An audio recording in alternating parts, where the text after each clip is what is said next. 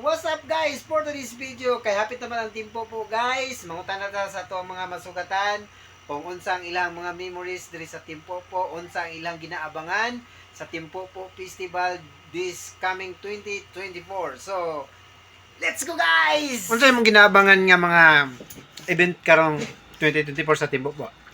Si PJ. Unsay ginaabangan ninyo karong umaabot nga timpo po?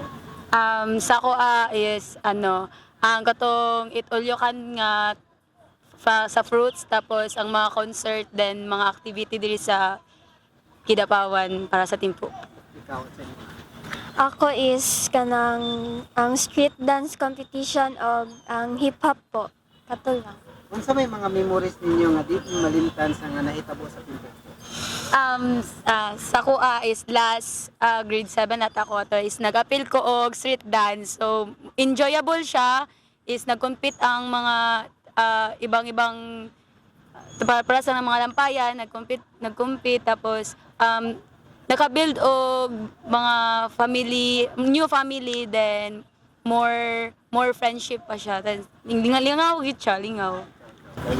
Wala.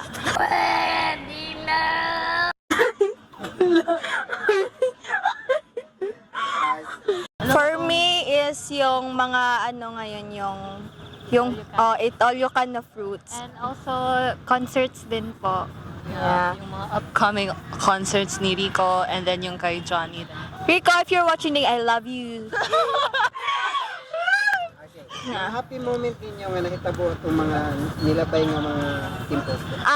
For me, last year kasi may unlimited foods dito sa yun dyan sa street dyan. Then tapos may paano pa yun, 'di ba? Pa fireworks ba yun? Oo. Mga fruit parades ba yun? Oo. It was super Fun talaga. cool. Yeah, yun lang. Wala na kuya. Hello! Hi guys! Single, like super single, add me. Pinaka the best nga gihatag jud kay naa jud ang ultimate crush jud nako nga gi-prepare jud ni Mayor Pao nga ang concert ni TG Monterde nga naa pa jud pakapin nga fireworks display sa pilot. So ali na mo diri sa Kidapawan ato aning saksihan ang pag-open hangtod matapos ang timpo po kay naa jud diri ang the best nga mas lingaw jud ug kanang naa jud ang puno nga ngisi sa ato ang dakbayan sa Kidapawan ug ali na mo sa ato ang subaybayan. Salamat.